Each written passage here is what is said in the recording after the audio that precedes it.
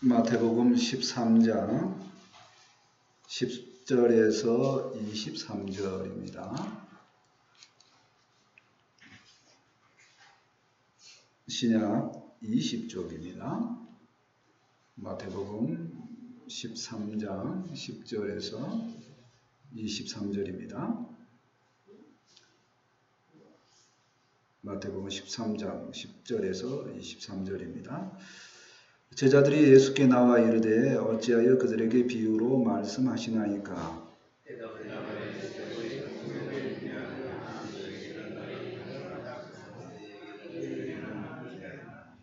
무릇 있는 자는 받아 넉넉하게 되되 없는 자는 그 있는 것도 빼앗기리라.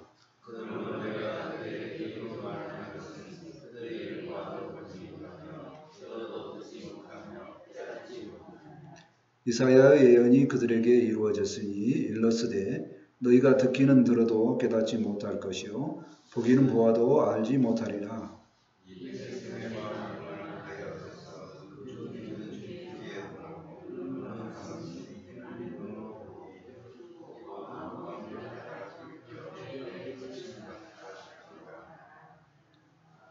그러나 너희 눈은 봄으로 너희 귀는 들음으로 복이 있도다.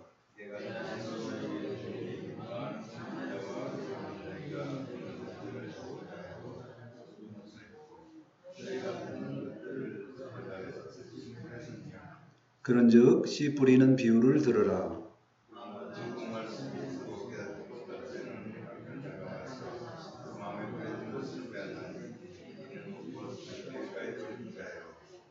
돌밭에 뿌려졌다는 것은 말씀을 듣고 즉시 기쁨으로 받되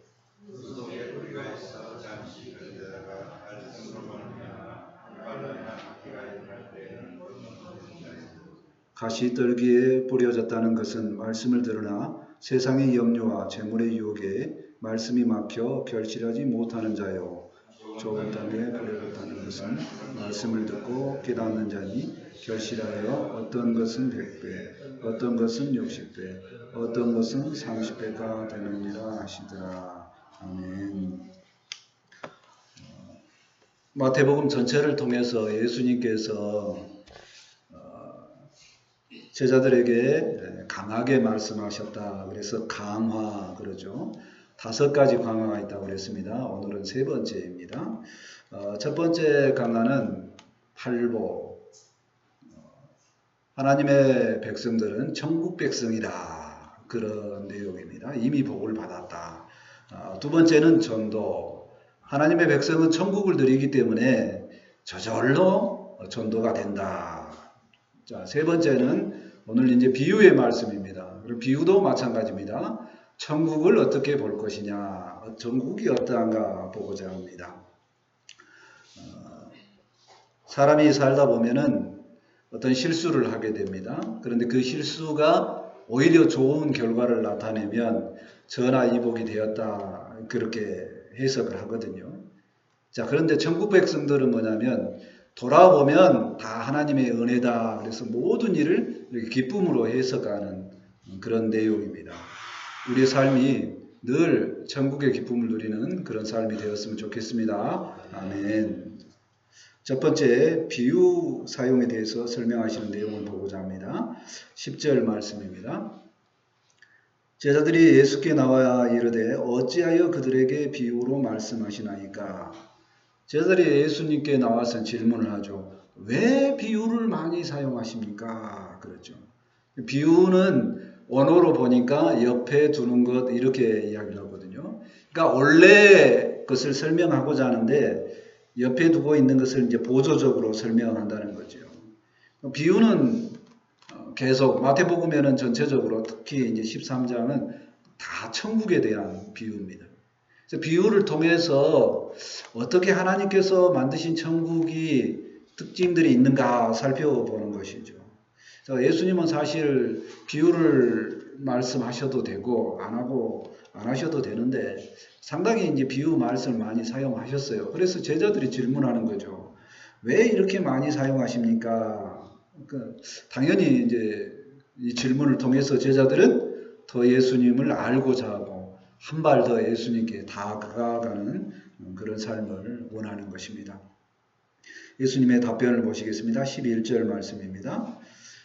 대답하여 이르시되 천국의 비밀을 아는 것이 너희에게 허락되었으나 그들에게는 아니 되었나니. 예수님께서 대답을 하십니다. 비유는 이런 것이다. 바로 대답을 들어가기 전에 천국의 비밀과 관련이 있다. 이렇게 설명을 하시는 거죠. 그리고 그 천국의 비밀은 특권인데 너희에게만 허락되었다. 그런 내용입니다. 특권. 특별한 권리죠. 특별한 권리인데 이 특별한 권리가 천국의 비밀과 관련이 있고 또 비유하고 관련이 있다. 그런 얘기입니다. 사실 비유하고 천국의 비밀이 설교를 하려면 사실 약간 조심스러운 부분이 있습니다. 왜 그러냐면요. 많은 사람들이 이 비유뿌리라고 그래가지고 이 천국의 비밀 이런 단어들을 들으면 상상을 하고 이 잘못된 것을 빠지기 쉽기 때문에 그렇습니다. 자, 그런데 딱 하나 지혜를 살펴보면요.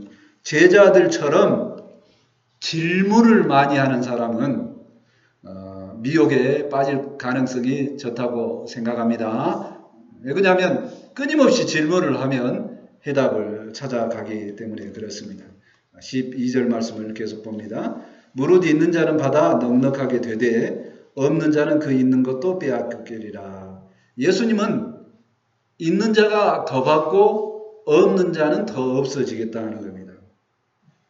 비유의 중요한 의도는 뭐냐면요. 성도들이 천국의 비밀에 들어가기 시작하면 점점 더 모든 것을 더 밝히 알게 되겠다 하는 겁니다. 비유와 천국의 비밀을 이렇게 연결하시면서 설명하시는 내용을 봅니다. 첫 번째 비유는 제자들에게 천국의 비밀로 이렇게 연결되어진다는 거죠. 비유를 통해서 제자들이 누리는 특권을 생각을 해봅니다. 제가 서두에 실수를 제가 왜 했냐면요. 제가 제 생활의 신앙이 점점 더 모든 것을 하나님 편에서 해석되어지는 시간이 많구나 하는 것을 깨닫는 것이 있어서 그렇습니다. 한 2달 전쯤에요. 제가 이제 소화가 좀 기능이 약하지 않습니까? 그래서 양배추를 먹어보리라 하고 양배추 모종을 이제 집사람과 같이 샀어요. 다른 것보다 좀 많이 심었습니다. 양배추 모종을. 양배추를 심어 놓고 양배추를 기다리면 이제 나중에 이제 포기가 참 이렇게 배추 포기처럼 돼야지 않습니까? 근데 아무리 기다려도 이게 포기가 뭐예요? 옆으로 퍼지기만 해요. 상추같이 이렇게 퍼져요. 이렇게 아무리 돼도 이상하다. 잘못 키우고 있는가 하다 보니까 우리가 실수를 했는지 아니면 그 파는 사람이 실수를 했는지 양배추가 아니더라는 얘기입니다. 양배추가 아니에요. 그러니까 양배추 포기를 차기를 아무리 2달째 기다려도 이게 포기가 잡니까? 아니죠. 종류가 뭔데? 알고 보니까 이게 케일이라는 거더라고요. 자, 근데 실수를 했습니다. 근데 더 은혜스러워요, 속으로. 왜 그러냐면 양배추는 주로 이제 제가 많이 먹어야 되는 거고요. 케일은 집사람하고 저하고 동시에 먹을 수 있기 때문에 그렇습니다. 또 뭐가 좋냐? 케일이 요즘에 건강식품으로 더 인기가 있고요. 가격이 양배추보다 훨씬 더 비싸다고 합니다. 그러니까 결국엔 그런 생각이 들더라고요. 어떻게 해서 실수로 양배추를 얻고자 했는데 케일이 얻어진 겁니다. 제가 그걸 생각하면서 하나님의 이 돌보심의 은혜가 얼마나 좋은지요. 이렇게 이야기를 하고 이 생각이 들었습니다. 그러니까 마치 천국은 하나님의 돌보심을 생각을 하면 세상의 모든 일이 하나님 안에서 해석되어지고 실수도 기쁨으로 돌아가는 것처럼 그렇게 해석이 되어진다는 겁니다. 그래서 그 해석을 볼 때에 비유도 똑같습니다. 가치를 하나님께 두면 비유가 원래적으로는 그게 아닌데 하나님 가치로 보니까 너무도 천국하고 좋다 이렇게 해석이 된다는 겁니다. 가치를 아는 사람 비유가 너무 좋은 거고요. 천국이 있다고 확실하는 사람은 날이 가면 갈수록 성경 말씀이 더 가치가 있고 좋다는 겁니다. 비유 말씀을 들여다보면 속도는 점점 더 더해진다 하는 얘기입니다. 그래서 내 마음에 구별되고 또 하나님께서 나와 함께 하신다는 것이 너무나 천국의 삶이다 이렇게 고백되어집니다. 저만 그런 것이 아니라요. 우리가 이렇게 살 때에 주변 사람도 우리를 그렇게 구별해 준다는 겁니다. 내가 스스로 하나님의 백성이 되어진다라고 하는 게 아니라 옆에 사람이 그렇게 되어진다고 보는 겁니다. 고린도전서 4장 1절에 말씀합니다. 사람이 마땅히 우리를 그리스도의 일꾼이요 하나님의 비밀을 맡은 자로 여길지어다. 아멘. 천국의 비밀을 알고 싶으면 우리에게 물어보는 우리가 그리스도 사람이라고 인정을 해준다는 겁니다. 우리가 천국의 비밀을 맡은 그런 축복을 받았음을 늘 감사하는 우리 모두가 되었으면 좋겠습니다. 아멘. 두 번째, 듣는다와 듣지 못하는 자의 내용을 보고자 합니다. 13절 말씀입니다.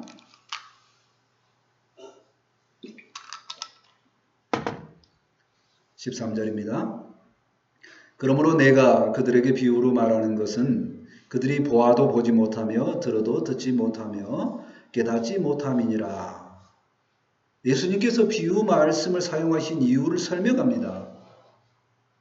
그들이 보아도 보지 못하고 들어도 듣지 못하고 깨닫지 못하게 한다는 겁니다.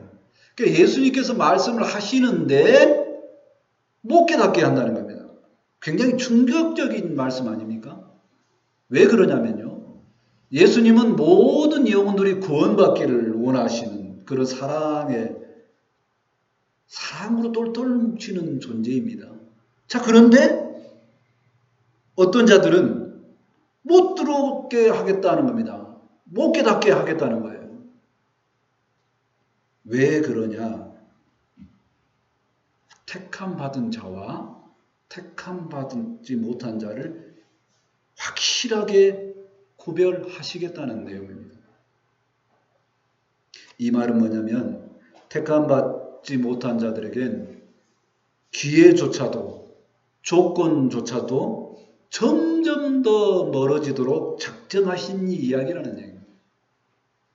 비유를 들려줌으로 말씀을 하심으로 점점 더 천국과 멀어지게 하겠다 하는 것입니다. 왜 그럴까요? 14절하고 15절 말씀을 보실까요? 이사야의 예언이 그들에게 이루어졌으니 일렀으되 너희가 듣기는 들어도 깨닫지 못할 것이요 보기는 보아도 알지 못하리라. 이 백성들의 마음이 완악하여져서 그 귀는 듣기에 둔하고 눈은 감았으니 이는 눈으로 보고 귀로 듣고 마음으로 깨달아 돌이켜 내게 고침을 받을까 두려워함이니라 하였느니라. 이사야 선지자 예언의 말씀이 확정이죠. 과거에 이사야 선지자가 했는데 이미 완악한 백성들은 하나님께 너무 멀어져 있다는 겁니다. 그 멀어져 있는 그들에게 천국의 조금이라도 모형이라도 이런 것은 아예 가르쳐주고자 하지 않고자 하는 것이 하나님의 뜻이다. 하나님의 말씀을 완전히 제거하고자 하는 것이 하나님의 뜻이다. 이렇게 이야기합니다. 16절, 17절 말씀을 계속 봅니다. 그러나 너희 눈은 봄으로 너희 귀는 들음으로 복이 있도다. 내가 진실로 너희에게 이르노니 많은 선지자와 의인이 너희가 보는 것을 보고자 하여도 보지 못하였고 너희가 듣는 것을 듣고자 하여도 듣지 못하였느니라.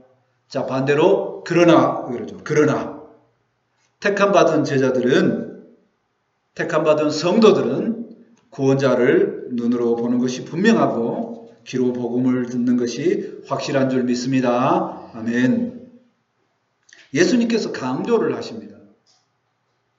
구약의 선지자들과 목숨까지 내놓는 그 의인들은 그렇게 간절한 마음으로 구원자를 보고자 했고 복음을 듣고자 했는데 그들에게는 뿌옇게 분명하지 않았다 그런 겁니다. 구약의 말씀은 구원이 뿌옇고 분명하지 않습니다. 구원자가 분명하지 않았다는 겁니다. 그런데 너희는 보고 너희는 듣고 그럴 수 있다. 들을 수 있다. 얼마나 이게 복인 줄 아느냐 그런 말씀이죠. 우리는 분명하게 들었고 구원자는 분명하게 예수님 한 분인 줄 믿습니다. 아멘. 우리가 분명하게 예수님이 구원자라고 이게 들려지는 이것이 참으로 복된 말씀인 줄 믿습니다. 아멘. 복음을 듣는 귀가 복되다는 말씀을 한 번 더 생각을 해봅니다. 구약 백성이 아니고 현재 신약 백성들은 복음을 너무나 쉽게 들었습니다. 성도인 우리 모두가 구원자 예수님을 너무나 쉽게 믿어지게 되었습니다. 예수님을 믿으면 천국을 소유할 수 있다는 복음이 너무 쉽다는 겁니다. 너무 쉽다는 거예요. 이렇게 간단하게 믿어질 수 있느냐? 혹시 뭔가를 더 해야 되지 않느냐? 불안할 정도라는 겁니다. 그러나 이렇게 간단하고 쉽게 복음이 들려지는 것이 은혜인 줄 믿습니다. 아멘. 왜 그러하느냐? 은혜이기 때문에 우리를 그 복음의 능력에서 분리할 수 없다는 겁니다. 너무나 쉽게 받아졌지만 가벼운 것이 아니고 너무나 귀한 것이기 때문에 절대로 분리될 수 없음을 생각을 해봅니다. 아멘. 그래서 우리는 이 은혜를 확신하고 또 그 은혜를 따라서 살아가는 삶이 얼마나 복 있는 인생인가를 생각을 해봤으면 좋겠습니다. 복음이 들려지고 내 귀에는 그렇게 쉽게 믿어진다. 다른 사람은 안 믿어지는데 나는 왜 그렇게 쉽게 믿어지냐. 그 특별한 은혜가 우리는 택한 백성임을 확신함을 믿습니다. 아멘. 얼마나 확신을 했냐면요. 하나님께서 믿으면 도장을 찍어 주신다고 하셨습니다. 에베소서 1장 13절에 말씀합니다. 그 안에서 너희도 진리의 말씀 곧 너희의 구원의 복음을 듣고 그 안에서 또한 믿어 약속의 성령으로 인치심을 받았으니 아멘. 인쳤다. 도장을 찍었다 하는 얘기죠. 그렇게 쉽게 말씀을 듣고 구원의 복음을 듣는 우리 귀는 확실하게 하나님께서 인쳐주신 은혜가 있는 줄 믿습니다. 아멘. 세 번째, 씨 뿌리는 비유의 말씀을 보고자 합니다. 18절 말씀입니다.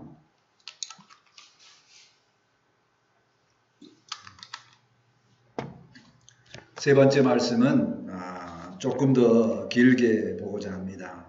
왜 그러냐면요. 이게 다르게 들려졌던 해석들이 많아서 그랬습니다. 18절 말씀 보십니다. 그런즉 씨 뿌리는 비유를 들으라. 예수님께서 씨 뿌리는 비유를 들으라고 말씀하십니다. 자, 씨는요. 말씀의 씨를 상징하고요. 뿌리는 자가 나갈새 그랬어요. 뿌리는 자는 농부이죠. 땅은요. 마음입니다. 뿌리는 자는 농부라고 해도 되고 하나님이라고 해도 되죠. 자, 이 비유가 비밀인 이유는 우리에게만 허락된 말씀이기 때문인 줄 믿습니다. 아멘. 자, 19절 말씀을 봅니다. 아무나 천국 말씀을 듣고 깨닫지 못할 때는 악한 자가 와서 그 마음에 뿌려진 것을 빼앗나니 이는 곧 길가에 뿌려진 자요. 자, 땅이 길가가 마음이라고 했습니다. 누구의 마음인가요? 그냥 내 마음이라고 생각하십시오. 내 마음이 길가일 수도 있고 돌밭일 수도 있고 가시떡일 수도 있고 좋은 땅이 될 수도 있습니다. 근데 지금은 길가다. 그러면 어떻게 된다고요? 천국의 말씀을 들어도 안 깨달아집니다. 사탄이 와서 말씀을 듣자마자 바로 가져가는 겁니다. 자, 20절 말씀을 볼까요? 돌밭입니다. 돌밭에 뿌려졌다는 것은 말씀을 듣고 즉시 기쁨으로 받되 그 속에 뿌리가 없어 잠시 견디다가 말씀으로 말미암아 환난이나 박해가 일어날 때에 곧 넘어지는 자요. 자, 돌밭의 마음은 누구 마음인가요? 내 마음입니다. 왜 이걸 강조를 하냐면요. 예전에 그렇게 해석될 때가 있었어요. 믿음이 없는 사람의 마음은 길가 마음이고 믿음이 있는 사람은 좋은 땅의 마음이다 그랬어요. 그게 아닙니다. 우리의 마음은 항상 네 가지 마음이 왔다 갔다 합니다. 돌밭의 마음은요, 기쁨으로 말씀을 받습니다. 아, 천국 말씀 들으니까 너무 좋다. 그랬는데 이 말씀을 듣고 너무 기쁨으로 좋아서 딱 생활을 하는데 가자마자 원수 같은 사람을 만나자마자 바로 잊어먹었다. 그거 이 얘기입니다. 환난과 박해를 만나면요, 바로 잊어먹습니다. 교회에서 굉장히 은혜스럽게 만났고, 내가 은혜로 만났으니까 내가 이번 주 한 주간 승리하리라 했는데 바로 승리가 안 됩니다. 그런 마음이 될 수도 있다는 겁니다. 자, 세 번째요. 22절입니다. 가시떨기죠. 가시떨기에 뿌려졌다는 것은 말씀을 들으나 세상의 염려와 재물의 유혹에 말씀이 막혀 결실하지 못하는 자요. 가시떨기 마음 누구라고요? 나일 수 있다는 얘기입니다. 말씀을 들으나 결실이 못됐습니다. 말씀을 들어서 이제 뿌리도 내리고 뭐 깨닫는 것 같은 느낌도 있는데 뭘로 안 되냐면요, 하나님을 향한 삶으로, 천국의 삶으로 연결이 안 돼요. 기쁨이 없다는 겁니다. 뭐 때문에요? 세상의 염려와 재물의 유혹 때문에. 그것이 더 좋은 것 같아. 그래서 말씀이 며칠 동안은, 상당한 기간 동안은 갖고 살았는데 약해지고 점점 사라지는 겁니다. 뿌리가 없으니까 햇빛에 말라버린 것처럼 사라진다는 거죠. 자, 다 같이 23절 말씀을 읽겠습니다. 23절 말씀입니다. 다 같이 23절 같이 읽겠습니다. 시작. 좋은 땅에 뿌려졌다는 것은 말씀을 듣고 깨닫는 자니 결실하여 어떤 것은 100배, 어떤 것은 60배, 어떤 것은 30배가 됐느니라 하시더라. 아멘. 자, 좋은 땅은 누구일까요? 나입니다. 내가 말씀을 받았습니다. 말씀을 받았는데 몇 배의 결실을 얻었다고요? 어떤 말씀으로는 30배도 얻고, 어떤 말씀은 60배도 얻고, 어떤 말씀으로는 100배도 얻는다는 겁니다. 기본적으로 이스라엘 땅은요, 척박합니다. 그래서 본래 들어간 것에 비교해서 한 10배만 돼도 풍성하다는 거예요. 그래서 30배, 60배, 100배로 말한다는 것은 뭐냐면 천국의 삶은 기대했던 것보다 어마어마하게 풍성하다, 그런 얘기고요. 그 다음에 어떤 것들 나눠지죠. 그래서 내가 30배, 60배, 100배를 얻을 수도 있다는 말씀보다는 어떤 말씀은 30배 결실이 있고 어떤 말씀은 100배의 결실이 있다는 겁니다. 예를 들어서 믿음, 소망, 사랑의 결실을 생각을 해봅니다. 뭐는 잘 되는데요. 참 믿음은 좋은데 내가 사랑이 약해, 그럴 사람일 수도 있고, 나는 참 사랑이 많아서 베풀기를 잘하는데 소망이 없어, 이럴 수도 있다는 겁니다. 이미 희망이 없어, 나이 먹어서. 이럴 수 있다는 얘기예요. 근데 그게 다 내 믿음이고 내 은혜라는 겁니다. 근데 결국엔 말씀에 은혜가 맺혀졌으면, 결실이 맺어졌으면 좋은 땅인 줄 믿습니다. 아멘. 좋은 땅에 씨 뿌리는 것을 생각을 해봅니다. 더 생각을 해봅시다.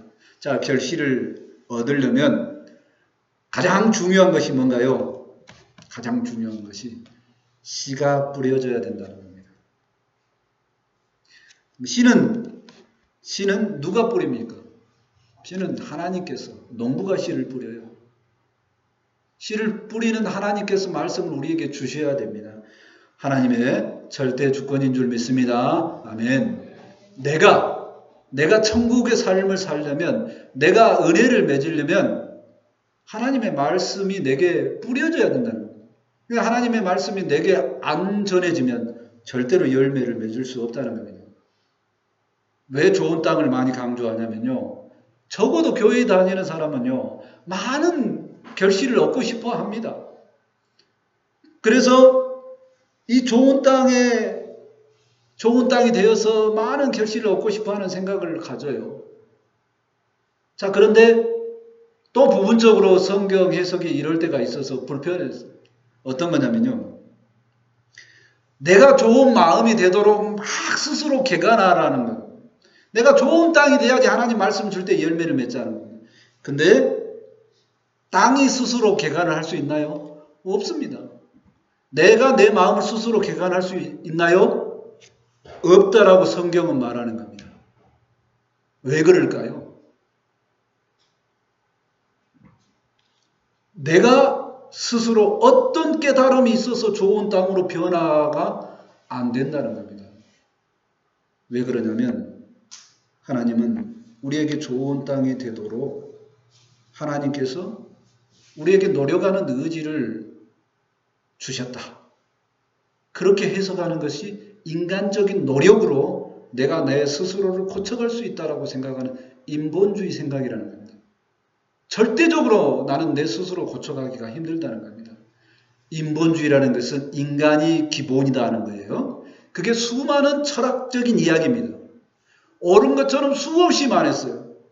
성경은 하나님이 고쳐주셔야 된다고 말씀하십니다. 왜 그러냐면요. 믿음의 선진들의 모습을 봐봅시다. 요셉을 봅니다. 요셉의 마음이 언제 좋았습니까? 집에 있을 때, 아버지 곁에 있을 때 아니죠. 혹독한 훈련을 받고 어디로 갔습니까? 노예로 팔려가는 그 과정을 통해서 감옥에 갇히고 그런 과정을 통해서 하나님과 동행하셨더라. 이렇게 되었을 때 요셉은 좋은 땅이 되었습니다. 믿음의 사람 모세도 마찬가지입니다. 왕궁에 있을 때 좋은 마음의 밭이었습니까? 그는 살인자로 갑니다. 그게 좋은 마음의 밭입니까? 얼마나 스스로 노력했다고 했을까요? 그게 아니고 40년 동안 양치기 하다가 하나님을 깊게 새겨가면서 좋은 땅이 되었습니다. 그래서 모세는 모든 사람을 아우를 수 있는 리더가 되었다는 겁니다. 제자들도 똑같습니다. 스스로 예수님과 함께 죽음까지 가고자 큰 소리를 쳤던 그때는 좋은 밭이 아니었습니다. 그런데 스스로 배신도 하고 예수님 다 멀어져 가고 다 죽음으로 가는 그런 고통 속에 있다가 성령 체험하고 좋은 밭이 되었습니다. 그 말은 뭐냐면 우리에게 훈련이 징계가 돌아보면 우리에게 유익이 되다는 말씀입니다. 하나님께서 우리를 좋은 밭으로 막 바꿔가시는 하나님의 계간인 줄 믿습니다. 아멘. 욥이 하나님을 더 알게 될 때 고백이 언제였다고요? 고난의 시간이 끝나고 나서 내가 하나님을 그동안 귀로 듣기만 했지만 이제 눈으로 봅니다. 고난의 과정을 거쳐야지 하나님을 더 볼 수 있습니다. 그래서 예수님은 뭐라고 하냐면 나를 제대로 따르려면 자기 부인하고 따라와라. 무슨 뜻이냐면요. 내가 내 스스로 옳다고 하는 거 다 내려놔야지 나를 따라올 수 있다. 그런 말입니다. 네가 너를 얼마나 사랑하느냐.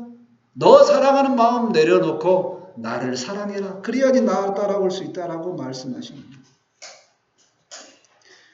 우리가 자기 부인 과정이 거치고 나면 그런 후에 하나님 안에서 좋은 열매를 맺는 줄 믿습니다. 아멘. 좋은 열매를 맺어 보면 스스로 고백을 합니다.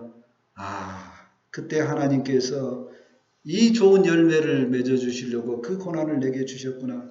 그리고 그 하나님의 섭리에 아멘 하는 줄 믿습니다. 아멘. 우리에게 징계가 있더라도 징계 후에 하나님께서 열매를 주심을 보고 아멘 하는 우리 모두가 되었으면 좋겠습니다. 히브리서 12장 11절에 말합니다. 무릇 징계가 당시에는 즐거워 보이지 않고 슬퍼 보이나 후에 그로 말미암아 연단받는 자들은 의와 평강의 열매를 맺느니라. 아멘. 지금 이 현재 있는 징계가 하나님께서 내 마음밭을 개간하는 시간인 줄 알고 이 시간이 지난 후에 좋은 열매를 맺을 수 있음을 소망하는 우리 모두가 되었으면 좋겠습니다. 아멘. 말씀을 정리합니다. 비유 말씀을 통해서 예수님께서는 천국의 비밀에 더 가까워지라고 말씀합니다. 천국의 비밀을 우리에게 허락하셨다고, 특별하게 너희를 선택했다고 말씀하십니다. 이 은혜가 큰 줄 믿습니다. 아멘. 시비오는 비유를 통해서 우리의 마음밭을 여러 모양으로 보았습니다. 그 시비오는 비유를 통해서 가장 중요한 결실의 열매는 좋은 밭을 만들어 주시는 하나님의 객관의 징계가 있었음도 생각을 해보았습니다. 우리가 하나님의 은혜 속에서 말씀을 통해서 열매를 맺기를 사모하고, 또 하나님께서 주시는 징계도 기쁨으로 받는 우리 모두가 되었으면 좋겠습니다. 아멘. 기도합니다. 하나님 감사합니다. 비유 말씀을 통해서 천국의 삶을 허락하시니 감사합니다. 하나님, 비유 말씀을 주시는 것은 우리가 더 천국으로 들어가게 하시는 하나님의 귀한 손길인 줄 믿습니다. 특별히 우리를 선택하시고 천국 비유 말씀을 들려주게 하시고 구원자 예수님을 알게 하시고, 또 우리를 개간하사 더 귀하게 쓰시는 하나님의 귀한 손길을 알게 하시니 감사합니다. 이 감사의 풍성함 속에서 천국의 삶을 모두가 누릴 수 있도록 함께하여 주옵소서. 말씀이 선포되었사오니 이 말씀이 우리에게 은혜가 되고 생명이 되기를 원합니다. 함께하여 주옵소서. 감사하며 예수님의 이름으로 기도합니다. 아멘. 이제 다 같이 찬송 204장 하시고 준비하신 힘을 하나님께 드립니다.